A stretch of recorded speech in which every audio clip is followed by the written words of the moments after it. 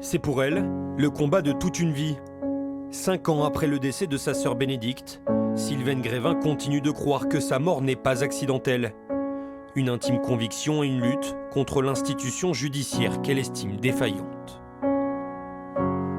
À l'évidence, tout était là pour démontrer que Bénédicte était victime de graves violences, y compris des témoignages que nous avons pu fournir, y compris ensuite de nombreuses expertises qui ont été faites. Mais on ne nous a rien épargné dans ce dossier, rien épargné. Car pour Sylvaine, il n'y a pas l'ombre d'un doute. Elle accuse le compagnon de sa sœur qui partageait sa vie depuis 17 ans. Dans cette petite maison de Pont-Sainte-Maxence dans l'Oise, Bénédicte aurait vécu l'enfer pendant plusieurs années. Les menaces, l'isolement et les violences pour lesquelles son conjoint sera d'ailleurs condamné en 2012. À plusieurs reprises, elle porte plainte et tente d'informer ses proches. Quelques semaines avant sa mort, c'est à son ancien conjoint qu'elle décide de se livrer. 18 ans après, à peu près, oui. Oh oui, 20 ans, pas loin, oui, effectivement. Plus de nouvelles. Sauf qu'un soir, le téléphone a sonné. Et elle appelait pour me prendre de mes nouvelles. Et moi, fatalement, pour savoir ce qu'elle devenait. Et bizarrement, elle n'a pas souhaité me parler de sa vie. En tout cas, sur le premier coup de fil. Sur le deuxième non plus, parce qu'elle m'a appelé 2 fois.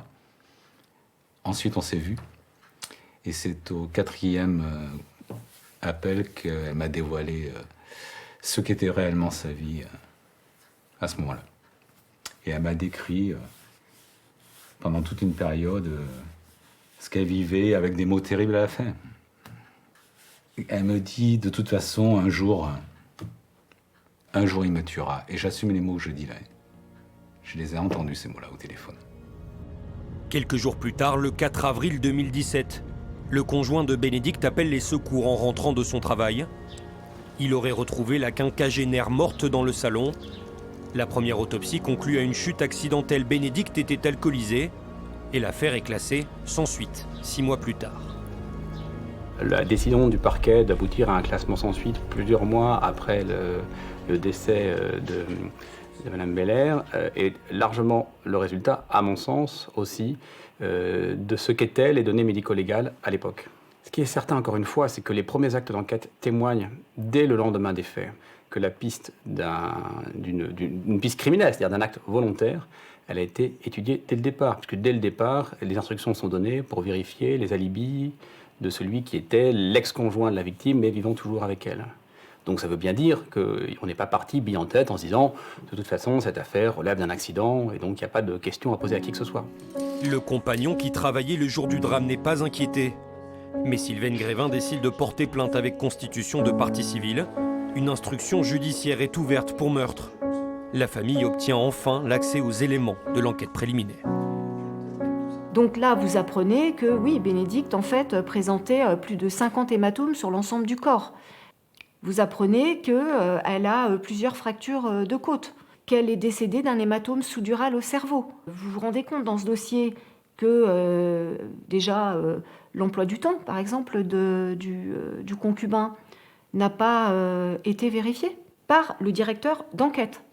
Voilà. Il s'est contenté de passer un coup de téléphone au responsable de ce personnage qui lui a dit oui, monsieur était à son travail, le jour du 4, etc.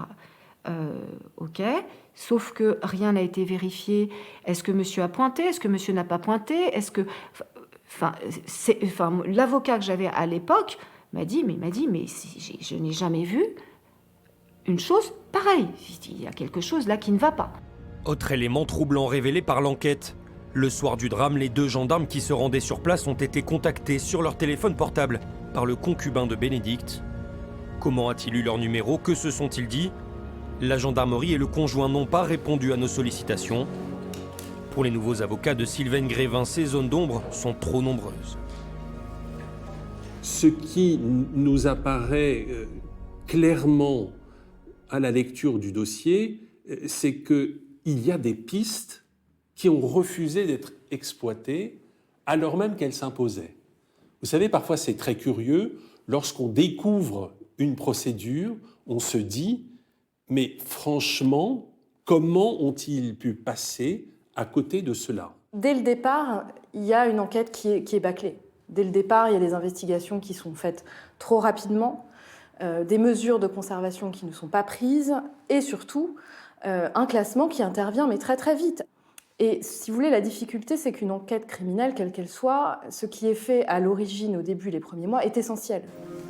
D'autant que les scellés de l'enquête ont presque tous disparu, détruits en 2018 sur autorisation du procureur, une erreur pour laquelle l'État a été condamné. Et malgré une nouvelle expertise remettant en cause l'heure du décès et donc l'alibi du compagnon de Bénédicte, l'enquête piétine. Alors le mois dernier, décision rarissime, la juge d'instruction est dessaisie du dossier.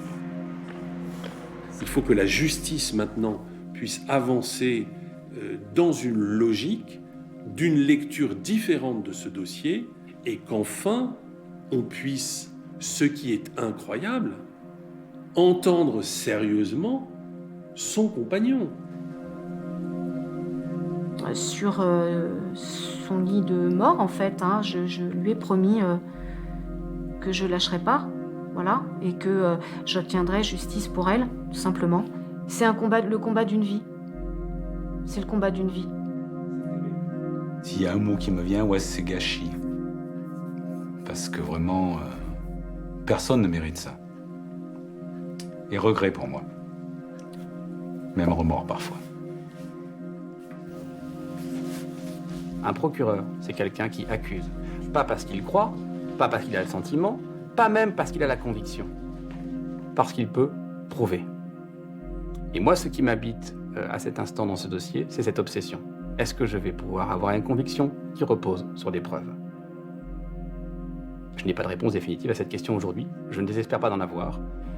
Mais je suis un peu inquiet sur la possibilité de parvenir à apporter une réponse positive à cette question.